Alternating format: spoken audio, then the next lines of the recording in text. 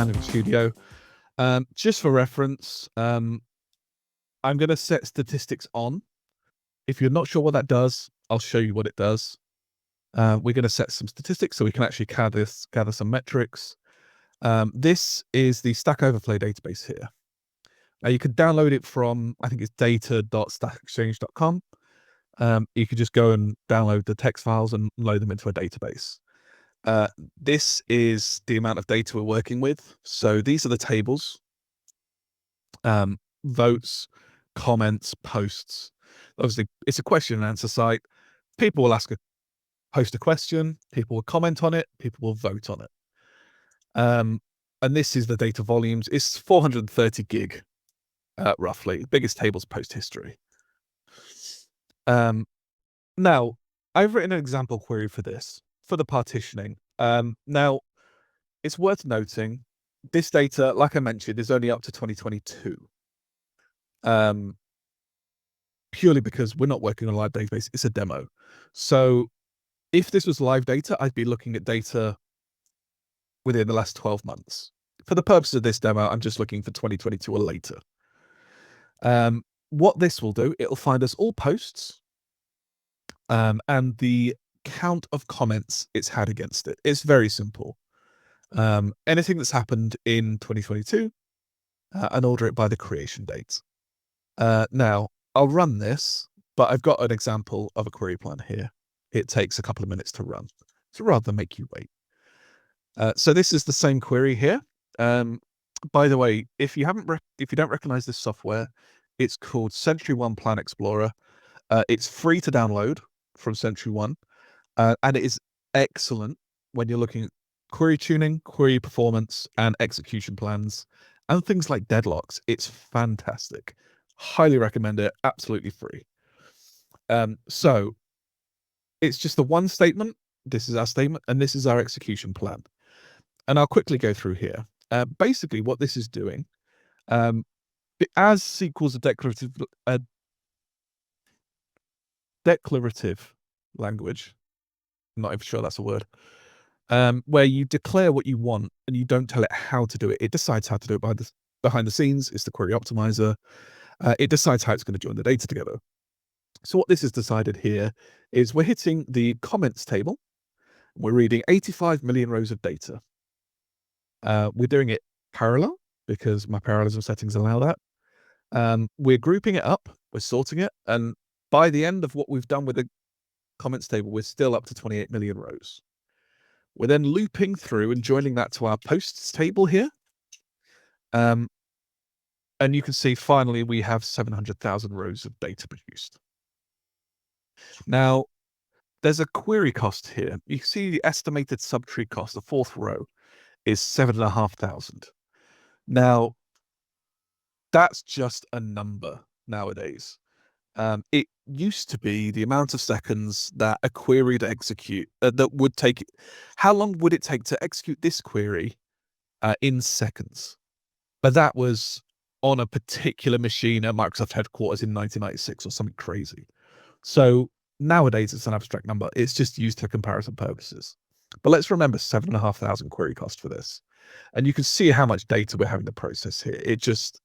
That's a ton of data. You can see here it took dead on 2 minutes.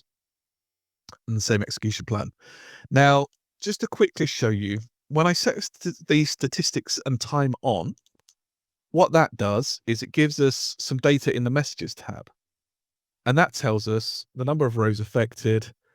And for each table that it's using, how many things like reads it does. And reads is a really good baseline to focus on here, logical reads. Logical reads is data read from memory. Physical reads is data read off disk. So you'll often see many more logical reads than you will physical reads. But it also gives us things like the elapsed time in milliseconds. Now, I don't know about you, I can't read this very well. So what I tend to do is go to statisticsparser.com. And what you can do, and I'll clear this to show you. You take this messages tab, Control A, Control C, you paste it in here, and it just parses it so you can read it nicely. You scroll right to the bottom, And you can see this took 7 minutes of CPU time. Remember, it ran parallel. It used more than one core. So my maxed up setting on this is 8. So it can use up to 8 threads at a time. So for every real-time second, this can use 8 seconds worth of CPU. So that's why CPU is higher. And it took 2 minutes to execute. But you can see here, and we won't go into what work files and work tables are. They're just internal temporary tables. But you can see we're doing 167 million reads from the posts table and 2 million logical reads from the comments table. And this isn't rows. This is 8K data pages. You can have more than one row on a data page, depending on what data's stored there. So that's a considerable amount. And you can see most of them, I mean, it's obvious, most of them are from the posts table. So let's remember that. We'll come back to that in a second. So this query takes about 2 minutes to execute. It's fairly simple, but it does a good example of here. And you can see it varies slightly depending on workload. But what I then did is effectively this query here across all the tables. I created a database called Stack Overflow Slim, which is an exact copy. But effectively, I deleted everything that's a year older than the maximum date. Now, remember, I can't do anything that's a year older than today because this isn't live data, it's demo data. But I found the latest date in the votes table and found everything that was within the latest year. Now, I obviously didn't just run this, and I say obviously, if you run this, that's going to be one enormous transaction. It's going to bloat your log file. You'll probably run out of disk space. TempDB will complain because you'll be spelling to all hell. You want to do this in loops. So you want to find out how many rows you need to delete by doing a select count. Divide that by batches of whatever works in your environment, 5,000, 50,000, a million. Doesn't really matter. You want to be doing it as smaller batches. But the result is this. And I ran this across all the tables in this Slim database. Now, if we compare the data sizes here between the two databases, I selected too many rows.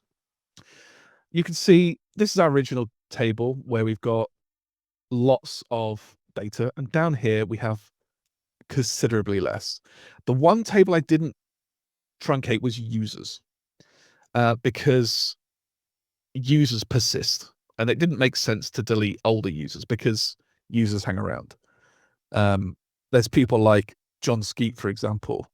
If you spent any time on Stack Overflow, I'm sure you've seen his answers, where he's been around forever. He's the most active person. He's still around. So I didn't delete old data from users.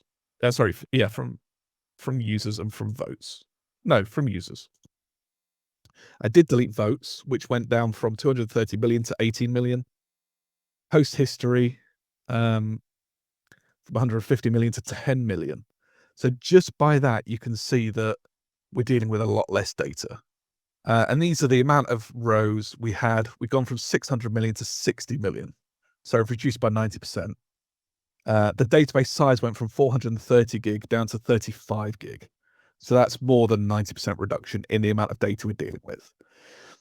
Now, I'm aware this is hard deleting data, but for the purposes of storing data in another database versus hard deleting versus things like Polybase, this is effectively you're going to get the same result.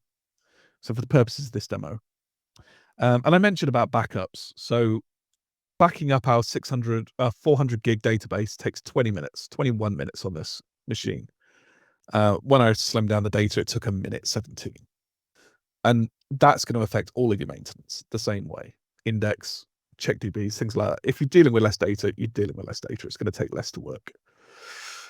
Now, what I did was I ran that original query, and then I ran the same query against our Slim database, and I'll run that, but that's going to take a few minutes. So let's go and have a look here. So this is our query before. You can see 7,500 query cost. We're dealing with hundreds of millions, tens of millions of records here, thousands here. It's not great. Now, compare that to the Slim database. We're still dealing with millions, but we're dealing with 5 million rows from comments. We're dealing with the same amount from posts because posts is posts. But if we look at the subtree cost here, you can see it's gone from 7,500 estimated costs, query bucks, whatever you want to call them, down to under 1,000. So it thinks it's going to be 7.5 times more efficient than before. And you can see it's exactly the same query, and it does estimate out to the same plan with how it's going to do it, but it just performs so much better. Now, these things won't have completed, but when this does complete, it's very interesting as well. It's a good example where these are the same queries run against the same tables. One just has less data. The second query that's run against a Slim database asks for an index, which is going to improve performance by, I think it's 82% off the top of my head, which the full table couldn't, it didn't realize it needed an index to support it. So what you'll see is the original query takes around 2 minutes to execute. The new query takes around 10 seconds to execute. And you can see the amount of CPU we're doing, the amount of milliseconds, that's over 5 minutes of CPU. Whereas this is using a second of CPU, the smaller one. Oh, here we go. The big one's completed. You can see overall, like with the longer, larger running query, it can't even ask for a supporting index. So you can see the same results. If you go look at the execution plans, you can see the original query is 7,500. The new query is 960. But what this index hint here is saying is, and this is just an estimate, but it's saying that if you create an index on creation date and include title, I will be 86% faster. So we're already down from 2 minutes to 10 seconds. This is saying if we run that index, it can go even faster.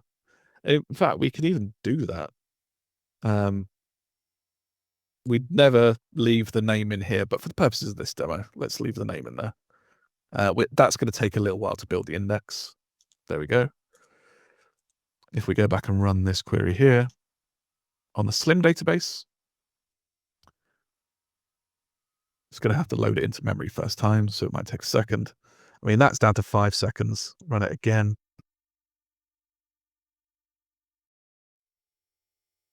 Okay, 4 seconds. But if we go back to statistics parser, in fact, I didn't show you this before, but the original query was taking 169 million logical reads. The Slim query is taking 1 million, which is an enormous difference. But this new query here, with the additional index, is doing 150,000 logical reads. So we've ultimately, by deleting old data and by adding an index, we've gone from 169 million logical reads in 2 minutes execution. We're down to 150,000 logical reads and 4 seconds execution, 5 seconds. So this is the sort of impact it can have if you get this implemented. And that's one of the reasons. It's something that we see often. It can be difficult to implement, it very much depends on your environment, your data, your policies, your compliance. But there's significant improvements that could be made, and we see it often.